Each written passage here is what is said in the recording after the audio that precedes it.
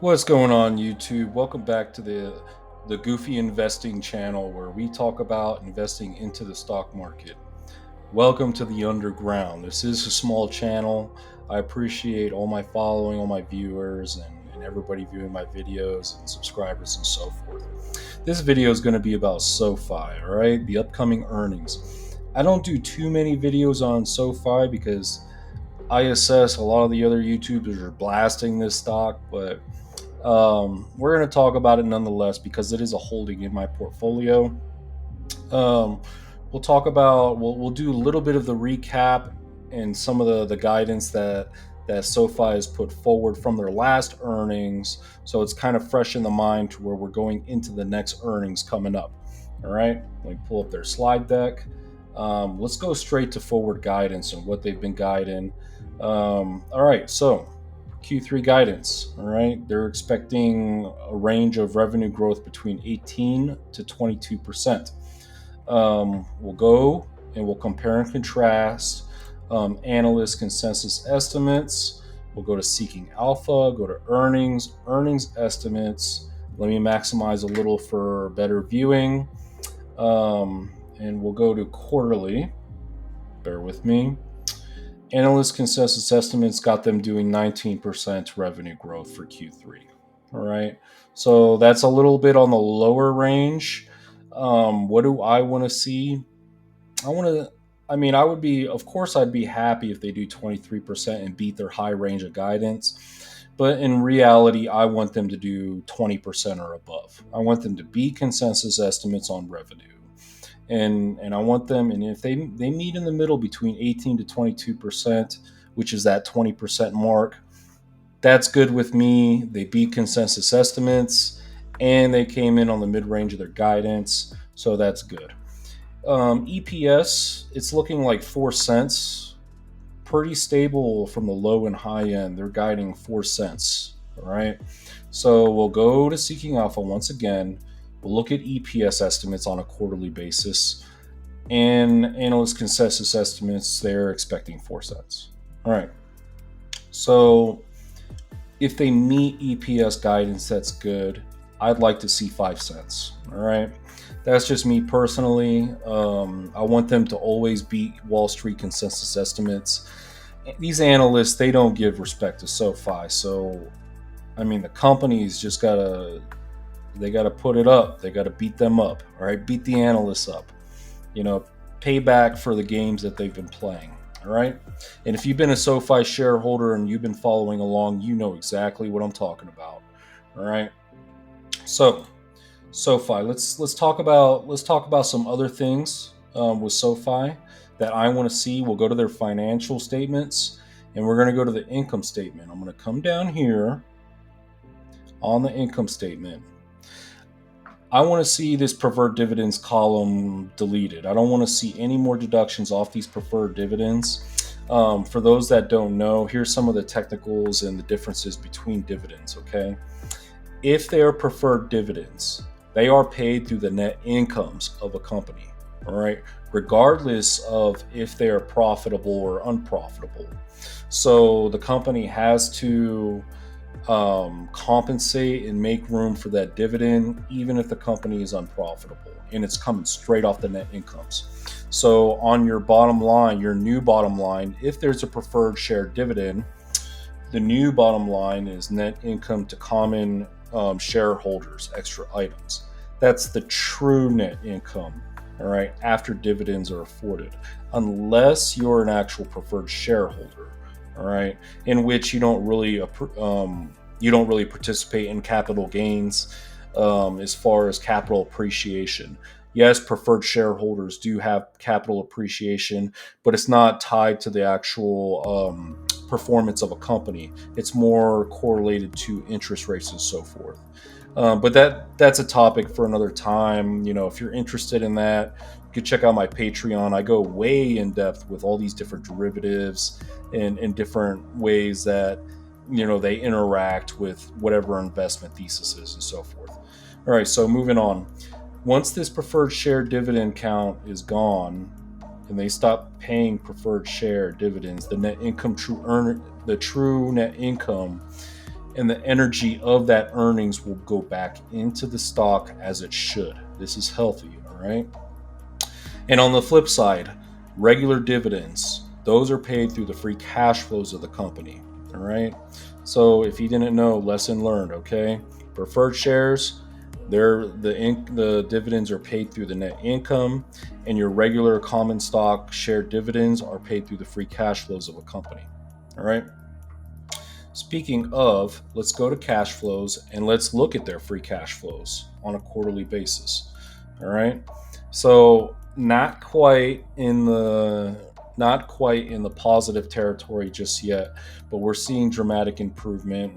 We had some free cash flow per share, positive free cash flow per share in March, and we're seeing sequential improvements year over year. So I'm looking forward to seeing and analyzing what the free cash flow per share is going to be coming up in Q3.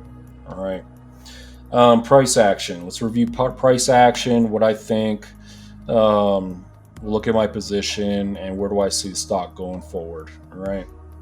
So we'll minimize this.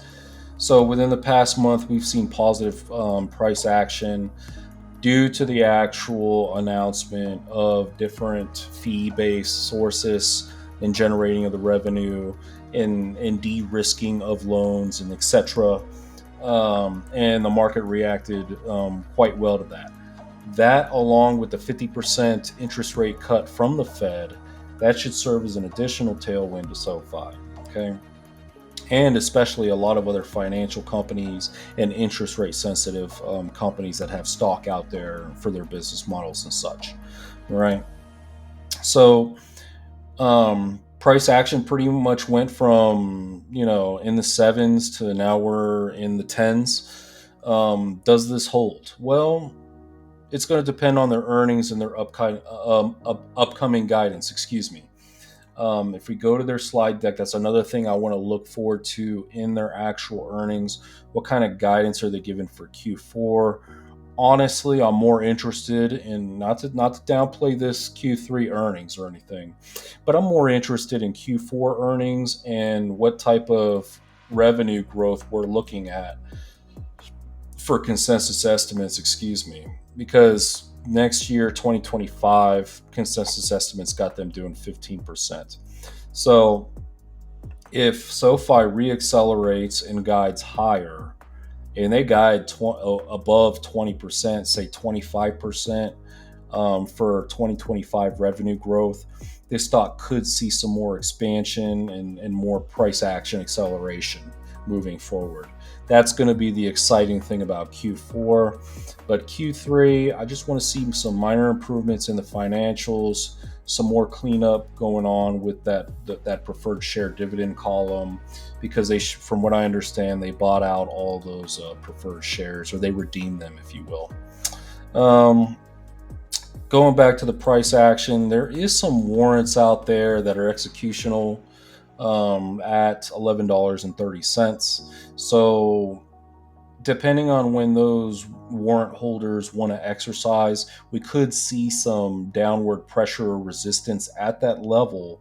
But if there's enough share volume and increased buying from institutions, that can surpass that dilutive event of those warrants out there.